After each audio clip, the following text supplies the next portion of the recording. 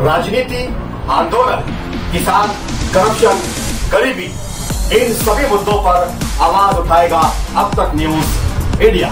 सत्ता के आगे जब भी सवाल कमजोर पड़ने लग जाए तो सवाल उठाने पड़ते हैं। बोल के लफ्ज आजाद है तेरे, बोल के सच जिंदा है अब तक। सर, मालेगांव शहर में आपका दौरा किस बात को लेकर? भारतीय जनता पार्टी ने हर लोकसभा के लिए प्रदेश पदाधिकारियों में से एक निरीक्षक नियुक्त किया है, जिसका काम पूरे पदाधिकारियों से और मित्र पक्ष से कोऑर्डिनेट करके प्रचार यंत्रणा को सही ढंग से चलाए और वोटिंग परसेंटेज बढ़ाने का काम किस तरह हो, ये तमाम जिम्मेदारी निरीक्षक पर दी गई है। मुझे पार्टी ने मालेगांव मध्य और मालेगांव बाह्य का जो है तो निरीक्षक बनाया है, इसलिए मैं यहाँ पर आया हूँ और मैं अपनी ड्यूटी निभा रहा हूँ। क्या अभी तक आपके कुछ दौरे या विजिट मालेगांव मध्य या बाह्य में हुए?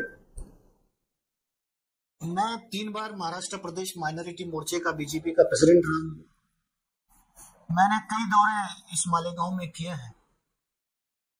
हमारे जो यहाँ के हज कमेटी के डायरेक्टर और माइनॉरिटी मोर्चे के वाइस प्रेसिडेंट है जनाब इब्राहिम साहब पप्पू, इन्होंने कई फलाह व बहबूद और लोगों की खिदमत के काम किए थे, जैसा कि आंखों के चेकअप का कैंप हो और चश्मा वाटप का कैंप हो, उसमें भी मैं यहाँ आया था। हज कमेटी के ट्रेनिंग कैंप, उसमें भी मैं आया था। और मैं भारतीय जनता पार्टी का एक कार्यकर्ता होने के नाते मैं हमेशा मालेगांव में आता हूँ, क्योंकि मैं भी एक माइनॉरिटी से ताल्लुक रखने वाला पदाधिकारी हूँ। हम देख रहे हैं कि 2014 के चुनाव और 2019 के चुनाव, इन दोनों चुनाव में इस धुलिया और नासिक की लोकसभा सीट में किसी बड़े वरिष्ठ नेता को आने की जरूरत नहीं पड़ी, लेकिन इस बार के चुनाव में एक आम कार्यकर्ता से लेकर भारतीय जनता पार्टी के पद प्रधान प्रधानमंत्री तक को सवाल लेनी पड़ रही है। कैसे देखते हैं आप इसको? हर 5 साल के बाद पार्टी के ढांचे में तब्दीली आती है और उस वक्त का जो ढांचा होता है, उस वक्त की जो रचना होती है, वो प्रचार का प्रोग्राम तय करती है कि किस ढंग से होना चाहिए। और प्रधानमंत्री भी भारतीय जनता पार्टी के एक वरिष्ठ नेता है, हमारे मुखिया है, और मुखिया अगर अपने उम्मीदवार के लिए कहीं जाकर प्रचार करता है तो इसमें कोई बुरी बात नहीं है। हो सकता है कि हम माननीय पंतप्रधान को अभी तक नहीं सुने थे, कार्यकर्ताओं और यहाँ की जनता की तरफ से मांग हुई है कि इस बार प्रधानमंत्री हमारे पास आए, इस बार अमित शाह साहब हमारे पास आए, इस बार आदित्य योगीनाथ जी हमारे पास आए, इस बार देवेंद्र फडणवीस साहब हमारे पास आए, इस बार चंद्रशेखर बावनकुळे साहब हमारे पास आए, इस बार नितिन गडकरी साहब हमारे पास आए। तो जब ये जनता की ख्वाहिश और कार्यकर्ता की ख्वाहिश होती है तो भारतीय जनता पार्टी का पंतप्रधान हो या सादा कार्यकर्ता हो, वो भारतीय जनता पार्टी का कार्यकर्ता होता है और जनता का सेवक होता है। इसलिए जो है तो पूरी भारतीय जनता पार्टी हर उम्मीदवार के प्रचार के लिए देश भर में फिर रही है। उसी का एक हिस्सा है कि छोटे से मुझ जैसे छोटे से पदाधिकारी से लेकर प्रधानमंत्री भी आपके सेवा में हाजिर है। ऐसा तो नहीं है कि इस बार खतरा लग रहा है, इसके लिए ज्यादा मेहनत की जा रही है? जहां पिछली मर्तबा ने गए तो उस बार भी 2-2 सभाएं 3-3 सभाएं लेनी पड़ रही है। हमारे सामने तो अपोजिशन है ही नहीं, खतरे की बात ही नहीं है। भारतीय जनता पार्टी इलेक्शन खत्म होने के दूसरे दिन से ही इलेक्शन की तैयारी में लगी होती है। हम कांग्रेस नहीं है कि जो 5 साल के बाद जागती है और अवाम में जाती है। भारतीय जनता पार्टी इस 5 साल और साल के 12 महीने और महीने के 30 दिन ये जनता के बीच में रहती है और हम जनता के कैडर पार्टी है, इसलिए हमको जो है तो जाने में कोई शर्म नहीं है, क्योंकि हम काम करते हैं और लोगों के दुख दर्द में शामिल होते हैं, इसलिए जो है तो हम लोग लोगों के बीच रहते हैं। आप माइनॉरिटीज की आयकर संख्या में मुस्लिम समुदाय से आप आते हैं, बेशक महाराष्ट्र के वाइस प्रेसिडेंट भी है, जी बेशक भी है। जी बेशक 2014 और 2019 में जी मुस्लिम समुदाय का वोट बीजेपी पार्टी को अक्सरियत में मिला था, बेशक। लेकिन इस मरतबा जो 5 साल का कार्यकाल होता है, इससे मुस्लिम समुदाय काफी बीजेपी पार्टी से नाराज है और इस मरतबा वो खुलकर विरोध करके कांग्रेस के समर्थन में जा रहे हैं। देखिए, ये आपकी गलतफहमी है। 2014 से ज्यादा 2019 में जो है वोटिंग परसेंटेज माइनॉरिटी का हमारे लिए बड़ा था, और अभी मैं दावे के साथ कहता हूं कि 19 से ज्यादा जो है तो 24 में हमें माइनॉरिटी के वोट मिलेंगे, क्योंकि हमने किसी जात के नाम पर वोट नहीं मांगा है, हमने विकास के नाम पर वोट मांगा है। जिस हल्के में हम बैठे जी मालेगांव जी 3.5 लाख की आबादी है जी, वहाँ सिर्फ 8,500 वोट आपको मिलते हैं 3.5 लाख में से।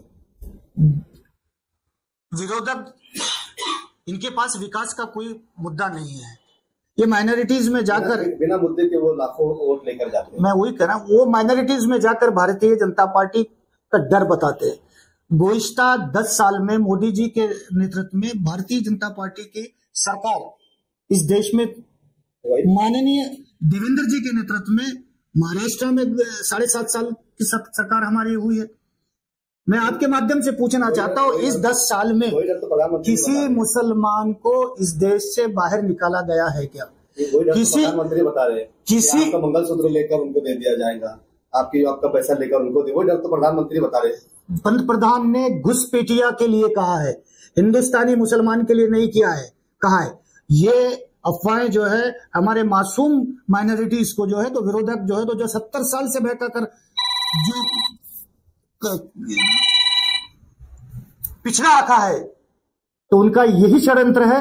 भारतीय जनता पार्टी सबको साथ लेकर जात पात का राजकारण नहीं करते हुए सबका साथ, सबका विकास, सबका विश्वास और सबका प्रयास, इस नाते से हम काम करते हैं। एक भी मुसलमान को टिकट नहीं दिया जाता। आपकी गलतफहमी है, आप पत्रकार हैं, आपकी गलतफहमी है। अगर आप केरला में जाएंगे तो अब्दुल सलाम को टिकट दिया गया है, पश्चिम बंगाल में देखा जाए तो गौरी खान को टिकट दिया है। आपकी स्टडी करना चाहिए, 2 मुसलमान को टिकट दिया जहां से सीट नहीं, अगर जहां मांगे और जहां उतना ताकतवर अगर हमारा मुसलमान कैंडिडेट रहेगा तो वो जरूर देंगे। लोकसभा में 5.5 लाख वोट मुस्लिम समुदाय, यहाँ मुस्लिम उम्मीदवार क्यों नहीं? तो यहाँ मुस्लिम दोस्त डॉक्टर सुभाष भामरे को टिकट दिया है, जो कि 2 बार आपके ही वोटों से चुनकर आया है, तो उनको तब्दील करने की जरूरत नहीं है। आपको ये भी पता नहीं होगा शायद कि भारतीय जनता पार्टी से एक राज्यसभा का खासदार भी है, 2 आपको राष्ट्रीय कार्यकारिणी में 2 मुसलमान वाइस प्रेसिडेंट है। आपने देखा अब्दुल्ला कुट्टी जो हज कमेटी के चेयरमैन है, और ताहिर साहब जो यूपी विधानसभा के आमदार है, और गुलाम अली साहब जो है वो राज्यसभा के खासदार भारतीय जनता पार्टी के हैं। हमारे पास जो है तो जात पात देखकर जो है तो ओहदा नहीं दिया जाता है, हम काम देखकर ओहदा देते हैं। 5.5 लाख वोटों में से कितनी वोट पर हम कब्जा करेंगे? हम तो कहते हैं कि पूरे वोट हमें मिलेंगे, क्योंकि हमने काम किया है और हम विकास के नाम पर वोट मांग रहे हैं, हम जात के नाम पर वोट नहीं मांग रहे।